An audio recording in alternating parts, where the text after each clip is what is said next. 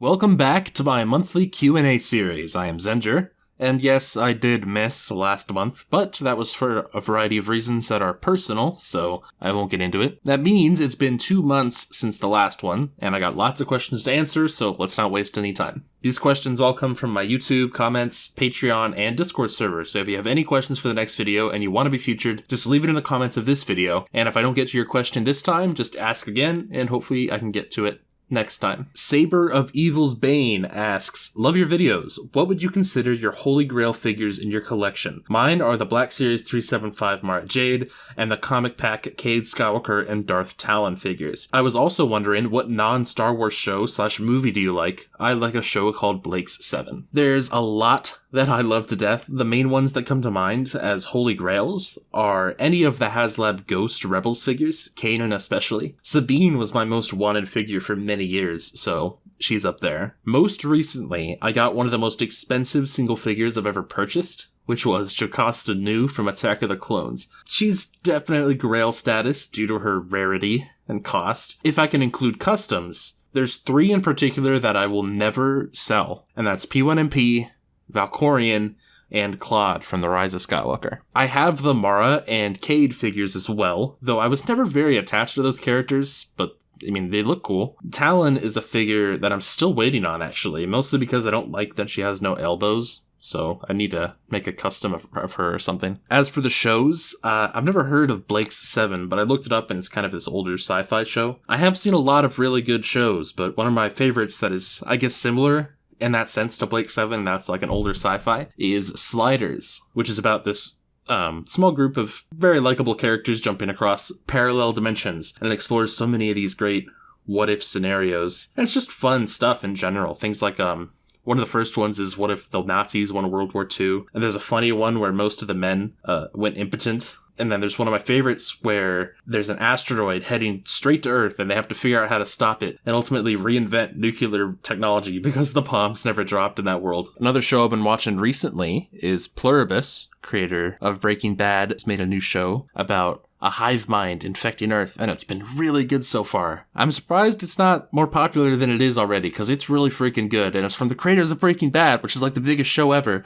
but I barely see anyone talking about it, and it comes highly recommended from me. Marvel Man asks, why do you choose to collect in this scale? I collect 3.75-inch scale because it's what Star Wars always was. Since the 70s, the first ever figures were always this scale, and as I grew up in the early 2000s, that scale persisted. My nostalgia and my love is for this scale, since that's what I grew up playing with and seeing on store shelves. The Clone Wars collection, 30th anniversary, Legacy collection figures, those were the ones that I got as a kid. So it only makes sense to expand my existing collection with the same scale. And I've never particularly liked 6-inch scale. They feel too big, too much like Barbie dolls. They're often far worse quality than the 375 figures. We have vehicles and playsets and accessories that really enhance what I can do with the display, since there's a 30-year backlog of modern figures in this scale. So yeah, we miss out on hundreds of new main characters that the Black Series gets, sure, but it's just not worth giving up my entire collection for. I just don't like the size, and that's never gonna change. If Hasbro ever throws in the towel and discontinues 375 in favor of all 6-inch figures,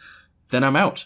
That will be that, and I'll stick to what I have, and any customs I can find or make. Abby Cross 90210 asks, have you ever considered getting a 3D printer and just making your own figures? So yeah, on that customs note, yes, I have considered it. But I am kind of intimidated with making my own stuff. My paint skills are not great. I mean, this 8th Brother custom is probably the best custom that I've actually painted up myself, and it's clearly rough. It's a 3D printed kit, and there's a lot of interesting kits available online, so there's lots of customs to be made. It's something I'll get to one day, but it's not really a priority for me just yet. I still have faith we get some good figures in TVC, and I have a lot of stuff to get on the backlog from the last 3 decades. But in the meantime, there are services that print these 3D model kits, and I have some on order that I'm going to try to paint up, including a Gar Saxon from Rebels, and I have an AZ3 as well, so we'll see if I ever get to those. The Green Thunder 1607 asks, could you just get impersonators to do the characters you need? Like, I'm sure there are voice actors on YouTube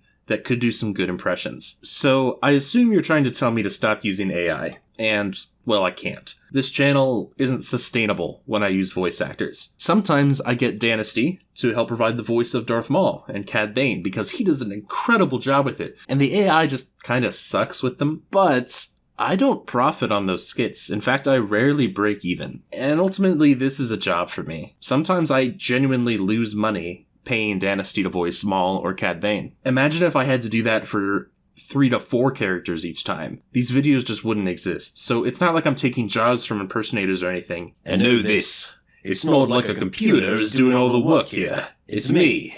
It's actually me doing an impression. It's just a tool I use to enhance the quality of the voices. Like so. I do this for the majority of the characters in the skits.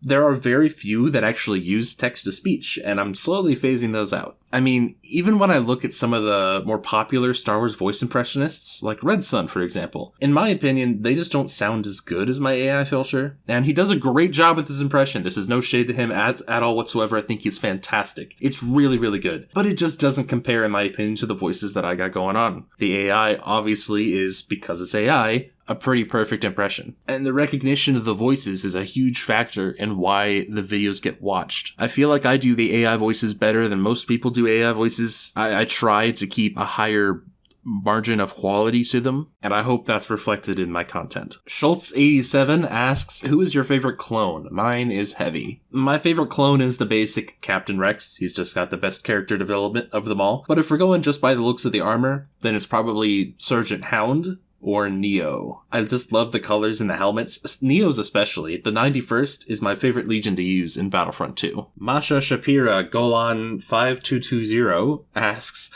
who do you think is the funniest character in the skits? And who is more freaky in the skits, Yoda or Obi-Wan? I think the funniest has got to be Anakin, right? His characterization basically makes him drop the punchline every time. Yoda is a close second to the best one, funniest one. I don't know, they're all very, very funny, but Anakin has probably made me laugh the most. And, Obi-Wan? Definitely the freakier one. Nobody is touching that guy in that department. Willem Games asks, second time asking, what you use to make P1MP or P1MPs? I noticed there was more than only one version. Well, the first P1MP was a TVC Clone Wars battle droid with a Snoke cape, a white Lego hat, these glasses accessories from Indiana Jones's dad, and the staff from Tiamadan. Later, I swapped out the Snoke cape for this white one since it was easier to work with, and I think I got that on eBay. But then earlier this year, I was gifted a custom from Bobby at Rebel Scum Con, and it's just probably the most special figure in my collection. I mean, it wouldn't exist without the YouTube channel, and the fact that it was a gift from an organizer of one of the coolest Star Wars conventions ever is just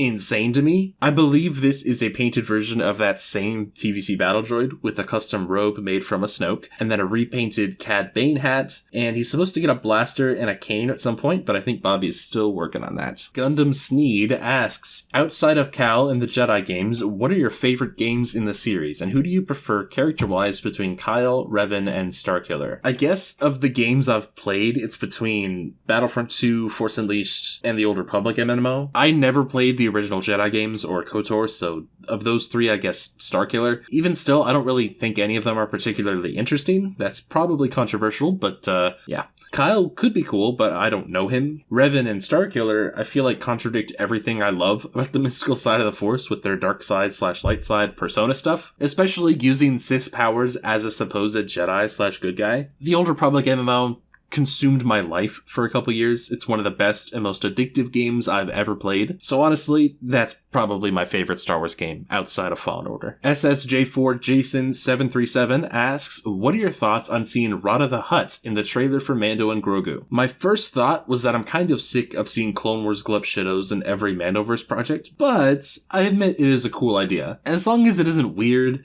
and is done tastefully, I won't mind. I just hope he doesn't start speaking basic and talking about Jabba and how he was once a baby and got rescued by Anakin Skywalker. Then we're cool. He can be his own entity without all the member berries thrown in. He is one of the few characters from Clone Wars that makes sense to still be alive at this point, so that's fair enough. Can't say the same for Embo, who is also rumored to be in that film. Some of those Clone Wars bounty hunters just should have stayed in that show. Slimmer Productions asks, what do you think is a good balance for 375 Star Wars figures in terms of us getting carded mainline characters and world-building characters? With prices rising so that standard figures are going to be $20 a pop, I think the smarter option is to release multimedia packs / 4-packs for more of the world-building characters, while main characters would remain mainline. Hasbro doesn't want to take risks with brand new tooling and molding for characters who will peg warm, so the multi-packs might be a great way to get new and improved background characters, or even ways to get main characters in alternative outfits. What do you think? P.S. Because of the Moma figure, I now hold every other figure to his standards.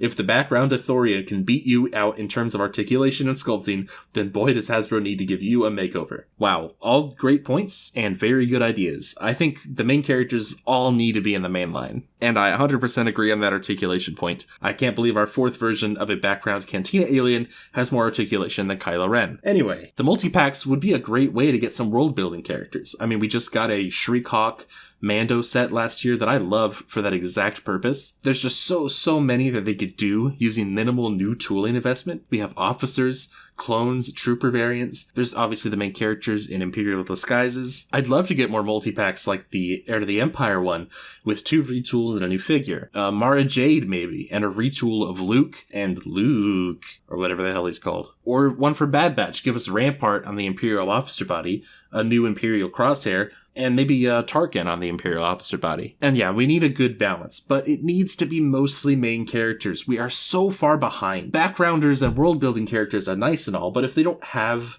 a speaking role or an action scene, I'm generally just gonna roll my eyes at it. I personally did not really care for the Momon Dadon figure. Not only does he have more articulation than a figure like Kylo Ren, he exists as the 4th version of a 2-second background Cantina character, while we don't even have figures like Kylo Ren from Rise of Skywalker, Tech, Wrecker, Rebels Maul, Rebels Rex, Saw Gerrera, Luthen freaking Rail, or even keep into the OT, we still need Tarkin and Endor Leia and C-3PO. I don't know, the character choices recently have made me very, very confused. But we did get a handful of really decent, surprising reveals this year. Marin, Ventress, Crosshair, all of those were very, very exciting for me. So ultimately, I just want them to catch up on our main characters before we start worrying about remaking backgrounders that we already have. I have so many skit ideas for these characters, and I feel like I've been waiting forever to make them. Lucas Gibbs 4050 asks, what's the progress on the Season 3 finale? Also, have you ever thought of using the white Darth Vader action figure from the Star Wars Infinity's Return of the Jedi in any of your skits? It's partially written, fully plotted out. It's just a big one, so it'll take some time to finish, but it will be done. It's looking like sometime in 2026. Obviously, I've been really focused on making the shorts since they do so much better, but the Season 3 finale will come, and it will be glorious. The Infinity's Vader would be really cool to use someday, but I just know the day that I buy it, they'll announce the repaint of the newest mold that I've been waiting on, so I'm just holding off until we get a proper Infinity's Vader, because I don't really want to use that one that exists with the swivel elbows. Xavier Wildman 06 asks, love your videos, man. My question is, were you ever worried your Clone Wars skits were too edgy? The skits often mention sexual jokes, child murder, and drugs. Were you ever worried you may have gone a little too far? All of the freaking time, especially in the early days. And for many of them, I honestly cringe watching it back, especially those long-form talk show episodes. They are borderline gross. Sometimes I'll watch one while I'm writing and I'll just be thinking like, god damn, every other joke is some gross sex shit, huh? So yeah, I really try to tone it down in the skits, at least on the sexual jokes. I took it very far when the tech was new, and I was just kind of going crazy with it, but I don't know, I feel like my tastes in comedy have evolved, especially as I try to improve the quality of my writing. The child murder and the drugs, those are all fair game. YouTube did actually block a whole episode because of the Killing Kids song in the Christmas special, and it got banned. Like, it's blocked from YouTube. You can't watch it here anymore. But it is on my Patreon, though, free of charge, so if anyone wants to see that, it should be set to public. On Patreon, Noah Shane 45 asks, first off, I want to say I absolutely love your videos. They really make my day. I have to ask with Ezra and Sabine, where it's clear Ezra has a thing for Sabine, but Sabine thinks of him as a brother in your videos. Was that a joke because of the insane Ezra and Sabine shippers? I love to see a short of Ezra pointing out how he was being very oblivious of his feelings. Sorry, just thought it sounds like your thing. All good, man. But I am one of those insane Ezra and Sabine shippers. I know Ezra's sister zoned her in Ahsoka, but I hated that, honestly. Their relationship could and should have been romantic. There's just so few quality romances in Star Wars, and that one just has so much potential. The actors have so much chemistry in live action as well. I just want to see it happen. Yeah, Ezra's crush was sort of ignored in the later seasons, but man, the way she looks at him in that live action, it's got to be intentional. I mean, I have 1% of hope that it will happen, but I mean, it's not like sisters are off limits in this franchise anyway. Also on Patreon, Squeakers asks, Republic Venator or Imperial Star Destroyer, which do you like more? I mean, nothing beats the Imperial Star Destroyer. They may be, the evil bad guys, but goddamn do they have some sick designs. It's just iconic. Tlakwache Raw, I think I said your name last time, but I don't remember how I said it. Whatever. You say, should I get the Vintage Collection or Original Trilogy Collection? So, the Original Trilogy Collection, to my knowledge, is just another 375 scale line. There's probably a couple of good figures in there, but you're more than likely better off getting the Vintage Collection, since it's much more up to date. I'm pretty sure every single figure from that line has a modern update, except for General Madine. Commander Coat asks, do you actually enjoy the Cody and Obi-Wan ship? Personally, I love it. Also, you're one of my favorite creators, and I'm always glad you post. Thank you so much. This ship is, I think, very funny in the skits and the videos, but as an actual real fan ship, no, definitely not. I think most clone ships are just kind of too problematic to be canon. Cody 1 is especially egregious to me, because Obi-Wan has a defined love interest already. He's got Satine. And Cody in general, now this might be controversial, but he's just never been interesting to me. This man did literally nothing worthy of all the glaze. He did nothing on his own until his Bad Batch appearance. And even then, it was kind of just a Crosshair team up. But yeah, Cody is the most overrated clone, in my opinion. I'm gonna get flamed for that. Valvin Vega 2434 asks, I think you could get dialogue from Jod from scenes in Sherlock Holmes and Crimes of Grindelwald, and that movie where Kate Winslet trades her house with Cameron Diaz. That's the clearest source of speech I can think of, and maybe the trio of characters can go outlandishly meta by referencing that, while Jod remembers nothing of it. That's a good idea. I know I should get to Jod eventually, but there's just hardly anyone to pair him up with. I think it'd be kind of funny to lean into his Skeleton Crew gag and all his names, where some of his aliases or characters were Jude Law, played in other media. So I'll make sure to do him before I reach my 365th skit. I just have to find the right combination of characters. Alfie's Channel Gaming asks, when is the Agent Callus video coming? So yeah, in the last one I did mention,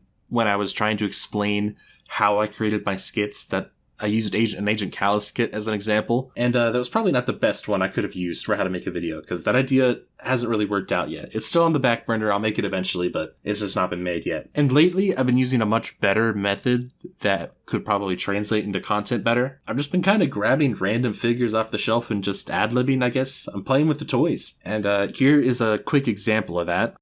Hey Kanan, check it out, I found a brown Jedi robe. How do I look? Oh, come on, don't leave me hanging. I think you broke him. Hey, Kanan, check it out. I found a brown Jedi robe. How do I look? Oh, come on, don't leave me hanging. What are you doing? I'm praying to the Force. I mean, you could just say that it looks stupid. Ezra, do you lack serious brain activity, or... Wow, okay. You know, going blind made you a real jerk. Wait a minute. What are you doing? I'm praying to the Force. I mean, you could just say that it looks stupid. Ezra, do you lack serious brain activity, or... Wow, okay. You know, going blind made you a real jerk. Wait a minute. Now, I have been looking for more ways to experiment making members-only content, and something like that could be kind of fun, where I splice my rough draft version together with the official final draft version. So is that something that you channel members may find fun? Just let me know. Acid P2P asks, what is your favorite bad criticism someone has said about Star Wars, new or old? I hate it when people call it political or woke, because no, it's not political or woke enough, honestly. I mean, Andor is the most of both of those things, and it's the best Disney-era project, probably objectively by a large margin. The shows that people call woke have nothing of the sort in the story at all. Acolyte especially got flamed for it, but honestly, the story's most woke message is that, I guess, female witches exist, and it's implied that they're romantic sometimes. Outlaws got a lot of flame for being woke, apparently, when the most woke thing about that game is that Kay is a woman. So I don't really understand where all that Star Wars is political now or it's woke now comes from. Because I see it. The thing is, I see it. I see things that are woke, in parentheses, in like Marvel, for example, where they're like the actual content itself is spreading a message. But Star Wars doesn't do that. Not in that kind of way. Well, I mean, Marvel's set on Earth. It's set in the real world, so they can make those more direct references and more direct political messaging. But Star Wars, it never really has done that. The closest thing I think to an allegory maybe is in Solo with the droids' rights thing. But even that, it's all in universe. So yeah, it's always been political in that sense that it's always an allegory or a story that kind of relates to a political issue, but it's never been such a direct, in-your-face kind of thing. Especially the sequel trilogy, which is the least political of any of the Star Wars movies, but I digress. Supreme Derp and Acid P2P asks, what would you say are your favorite and least favorite Star Wars films / TV shows? And both of these guys are admins in my Discord server. So, just to preface, I like all of Star Wars. There's not a show, or a TV show, or a video game that I genuinely hate, but if I had to rate them, this is how I do it. Please don't flame me for my tier list. I know it's not, the popular way of thinking. This is just rated on how much I enjoy things. My favorite film is Return of the Jedi, my least favorite is Attack of the Clones, my favorite TV show is Rebels, and my least favorite is The Book of Boba Fett. I will not be explaining because I am not ready to go down that rabbit hole right now. That's all the questions for this Q&A, so thank you everyone for watching. Special thank you to my Patreons, TacoGod, Leonel Barena, Noah Shane 45, and Charlie. And I hope to see everyone back in 2026 for the next Q&A.